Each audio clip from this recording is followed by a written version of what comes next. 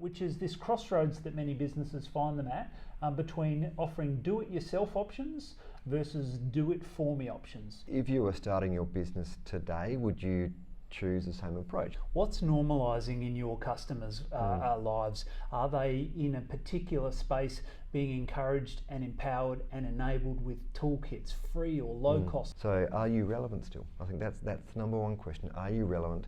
Is your business model relevant? Is it the right one for 2020 and 2021 and beyond?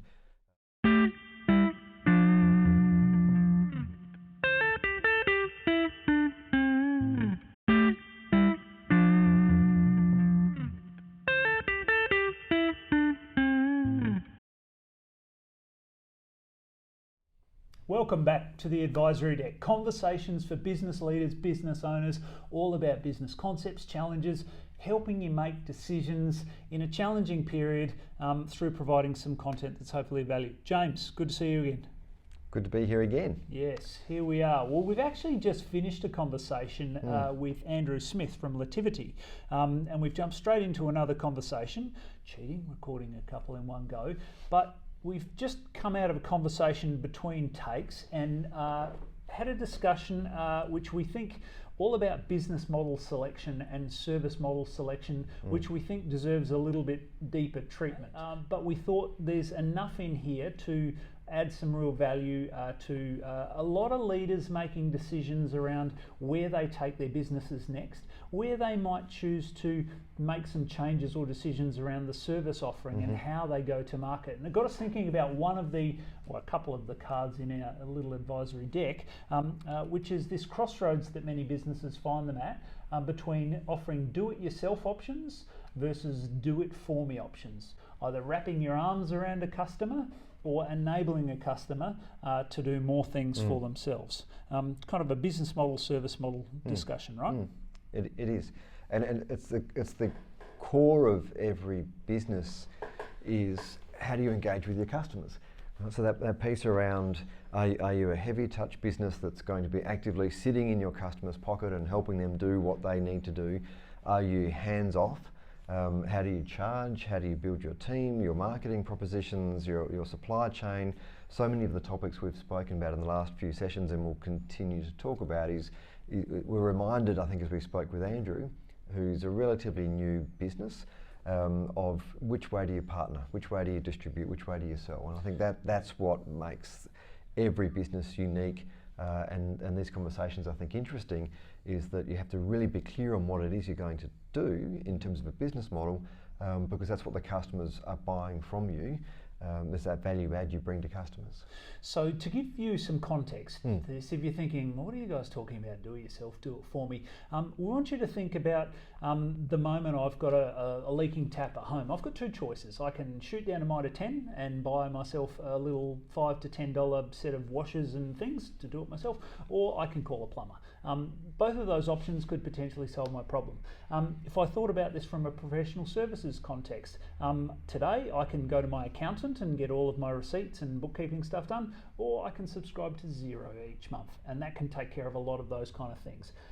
I can go and pop myself in a 3-day classroom training course to be spoon-fed materials, or I can jump on YouTube and start to learn some things for myself. So this idea of DIY is not purely IKEA, though they're probably the gold standard of it. It fits in a lot of different spaces, right? It does, and I think that the challenge in 2020 is if you're a business that's been around for 5, 10, 15 years, you've got a business model, whether you've clearly defined it or not, whether it's in your strategic plan or not, it doesn't really matter. It's how we operate is your business model.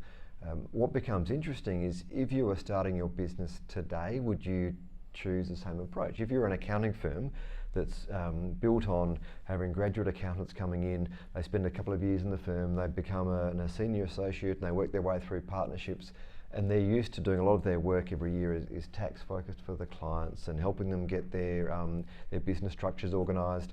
A lot of that work now, as you were saying before, clients can do themselves, and clients look and say, why would I pay my accountant $200 or $300 or $400 an hour to do this work when I can subscribe to Xero or subscribe to ReceiptBank and with a click of a phone do it for $20 or $30 a month?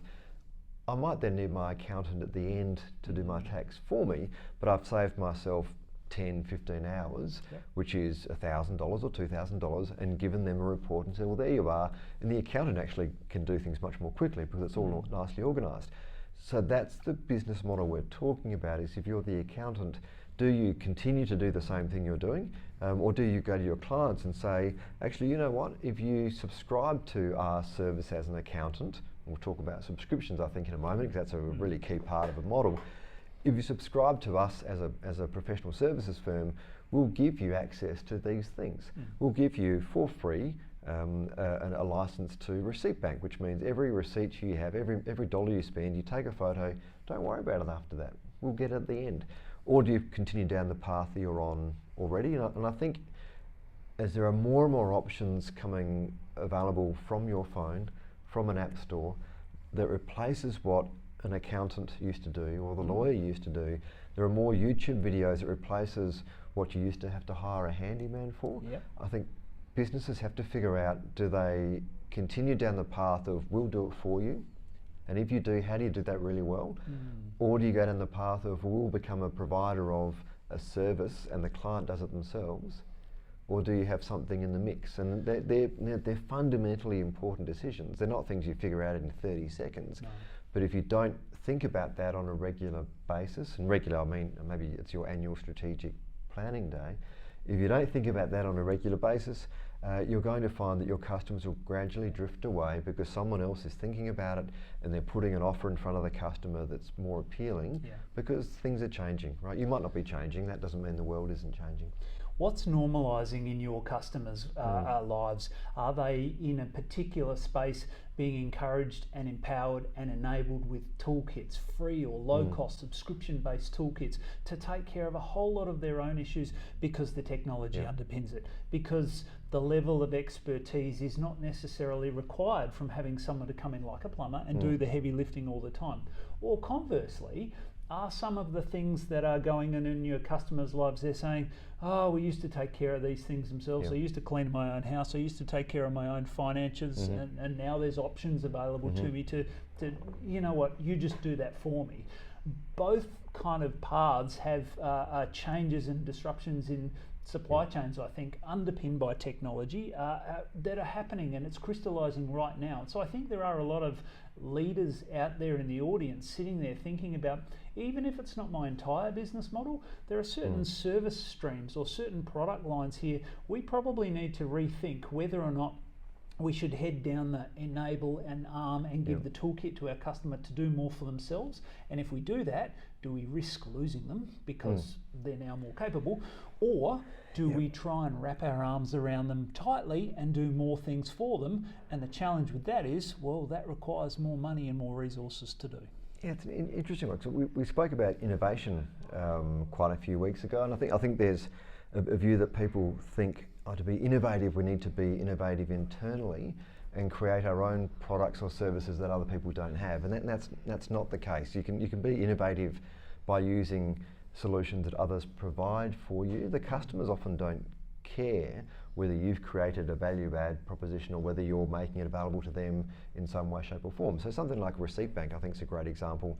And Scott Elder, I think, brings things like ReceiptBank and Xero in. That's what their business is helping companies become more innovative and more efficient. So something like ReceiptBank, from a client's perspective, may be a solution that they didn't know about before. They don't care that their accountant didn't create the ReceiptBank program. They're going, oh, they've given it to me. Maybe they've given it to me as part of a package, and now I can just use it. So innovation is something which doesn't have to be driven by your internal resources. It's just finding a solution that keeps the client happy, and then finding a way to package that up in a way that your business is closer to the client. You can do it in a cost-efficient way. It makes sense from the whole logistical supply chains perspective. That's the business model. That's what we're talking about now is how do you engage, re-engage, retain clients as the competition is changing, as the marketplace is changing.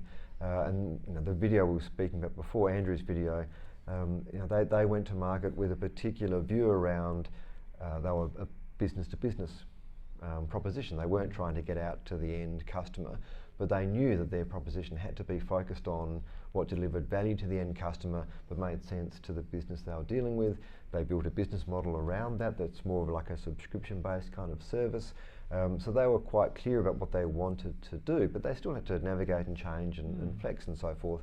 If he had started that business 10 years ago, it would have been very different. Yes. Because they couldn't have done it with the technology, they couldn't have done it with the scalability. And I think that's the key, is that just because your business has been around for 10 years and you think, oh, we've got bricks and mortar, we have to keep on doing it this way, we've got a team of salespeople, we have to keep on doing it this way, isn't the case. No. Because the customer doesn't care what you did 10 years ago, the customer cares what you're doing today and tomorrow. They don't, and you're right, they don't care about whether or not it's a subscription process or whether or not it's a project team coming in on a transactional basis to deal with those things. They care about the outcome and they care about the experience. So, where are they sort of trending towards? Classic case in point, social media managers. We've got, Kat Crane is a terrific one in our crew here, who has been spending a lot of time managing social media accounts on behalf of clients. Do it for me. I don't know how to post a tweet. I don't know how to post a Facebook post. Getting to the point where they're saying, actually, we've learned a fair bit from this, so we don't necessarily want or need to do that. So can you be an auditor? Can you be a trainer? Can you be quality control in all of these things? So even in a market as young as social media management services, we're already seeing disruption and change in how that kind of model works. So take that out to every sort of marketplace that you can think of and think about, are we arming our customers to do more for themselves? Are they valuing that? Are we able to commercially, use that viably for our organisation? Is that a lead in to us being able to provide more complex services above that or behind that? And the moment the customer goes, okay, I was okay with a Phillips head screwdriver to that point, and now all of a sudden I need a torque wrench. I don't know how to use a torque wrench. Can you guys come back in? And I think content marketing, we talked about this a couple of sessions ago. This is what content marketing is really all about. It's giving the viewers enough value to actually start to do something for themselves, to the point they get out of their depth and then say, actually, we need some more support, right?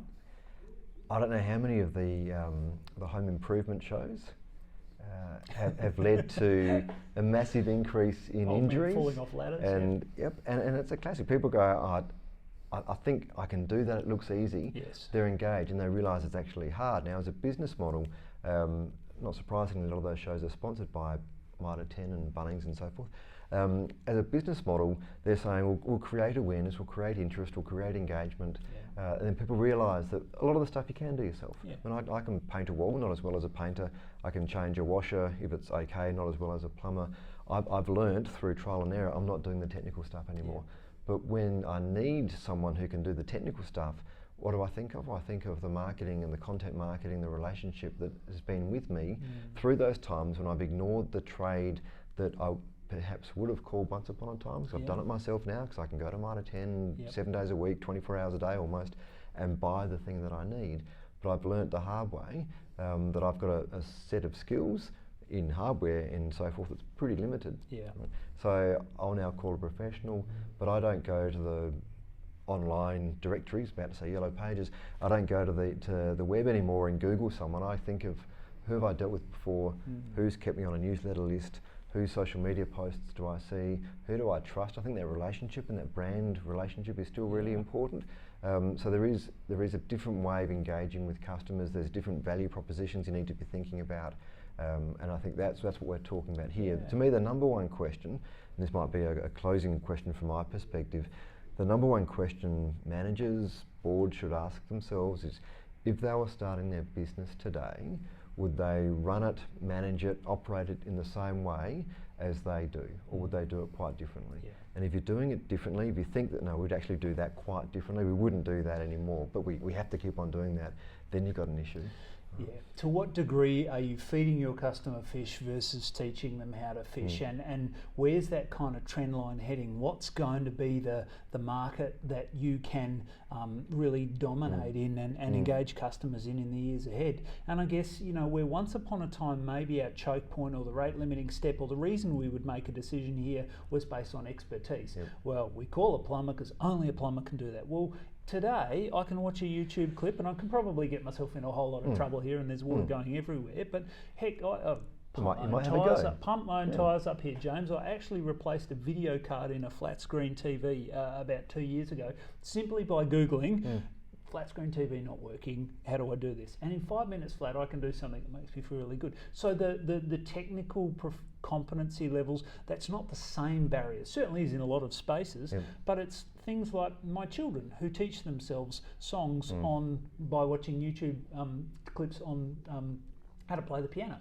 Now, probably we need to think about criteria like baseline proficiency levels. Have they got enough to get them going?